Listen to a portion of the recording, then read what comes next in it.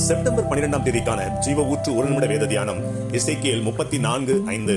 மேய்ப்பன் இல்லாததினால் அவைகள் சிதறுண்டு போயின, சிதறுண்டு போனவைகள் காட்டு மிருகங்களுக்கெல்லாம் இரையாயின என்பதே.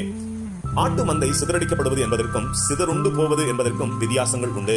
சிதறடிக்கப்படுவது என்பது சத்துருக்களால் அடித்து விரட்டப்படுகிற போது மந்தைக்கு உண்டாகிற திடீர் அதிர்ச்சி, பயம், கலக்கங்களினால் உயிர் பிழைத்தால் போதும் என்ற நிலையில் மந்தையானது சிதறடிக்கப்பட்டு போகும்.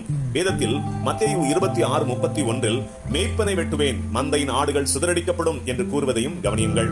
அதே சமயம் சிதறுண்டு போவது என்பது அந்த மந்தைக்கான வழிகாட்டி இல்லாத போது, அவைகளுக்கான காவலன் இல்லாத போது, அவைகளுக்கான மேய்ப்பன் இல்லாத போது, அல்லது ஆடுகள் மேய்ப்பனை விட்டுவிட்ட போது மந்தையானது தனது எண்ணங்களில் தோன்றுகிறபடியெல்லாம் தான் தோன்றித்தனமாக முடிவெடுத்து செயல்படும். இப்படிப்பட்ட சூழ்நிலையில் மந்தையின் சிந்தையில் குழப்பங்கள் உண்டாகி என்ன முடிவெடுக்க வேண்டும் என்ற தெளிவில்லாமல் செயல்படும்.